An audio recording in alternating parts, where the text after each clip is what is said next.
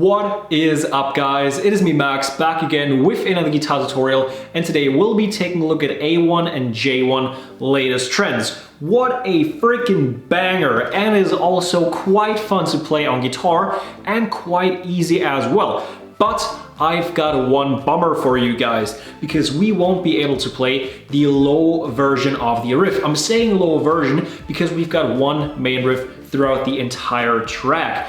But at the beginning and at some point towards the end of the song, it is pitched way down, like way down. I had to tune my E string, my lower E string, down to an A sharp. So that's freaking low. Like the B standard tuning is something like death metal guys go for, and we're even lower than that. So there's no point in tuning it that far down, because that way the higher version of the riff will get super difficult to play. So what we're gonna be doing is we're gonna be playing the high version, like the standard version of this riff throughout the entire track. And don't worry, it fits over the lower part as well, because it is the exact same riff, just pitched down. So what we need here is our guitar, obviously, standard tuning, and we do need a capo. Well, we don't necessarily need it, but we need it if we want to make it as easy as possible. And we put that onto the 3rd fret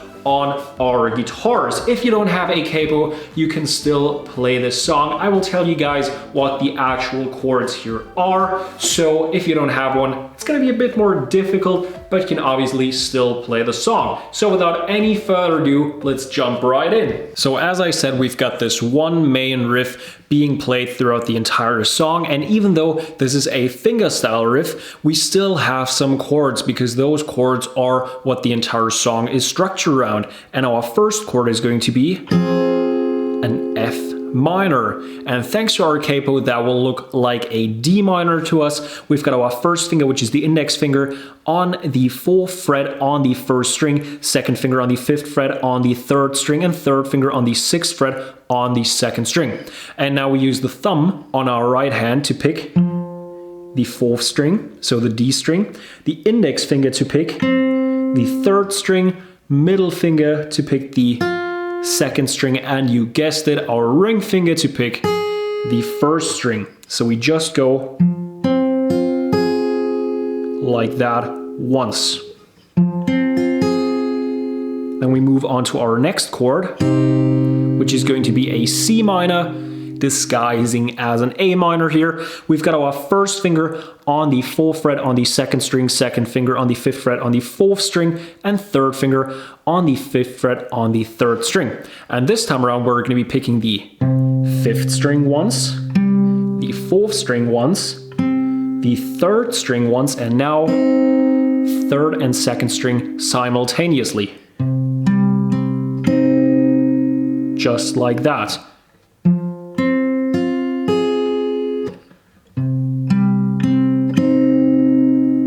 That's already the first half of this riff done. And we're gonna be kicking the second half off on a D sharp, looking like a C. We've got our first finger on the 4th fret on the 2nd string, second finger on the 5th fret on the 4th string, and third finger on the 6th fret on the 5th string. And then we'll be picking the 5th string, followed by 3rd string, 2nd string, 1st string. So far we've got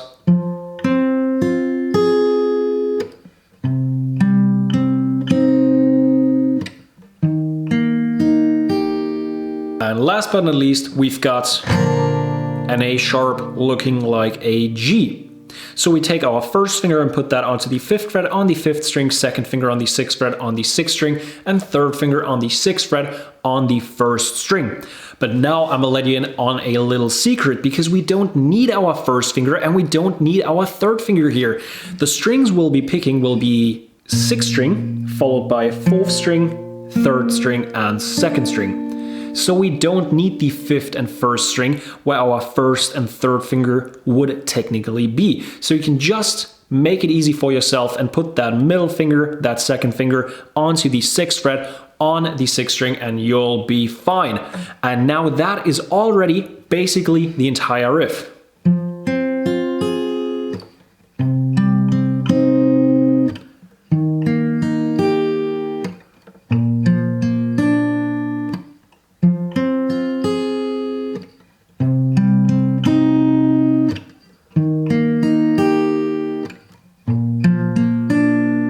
And the reason why I said basically is because at the end of every other time that we play this riff, we go like this at the end. So it's...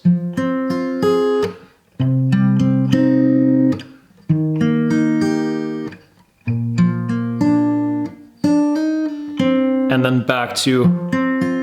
and what we do here is we pick the open B string, so the open second string, and then we hammer our first finger onto the 4th fret on that second string and lift it back off. So we don't pick it again, but we create the sound by hammering our first finger on there and lifting it off immediately, like that. And then we put our second finger onto the 5th fret on the 3rd string and pick that once. And that actually comes in handy because, as you know, the first chord of the riff is a D minor, so we've already got our second finger where it needs to be for that upcoming chord. Because then we go like that again and the riff continues. So we add this little melody at the end of every other time we play this riff, and that is the entire song.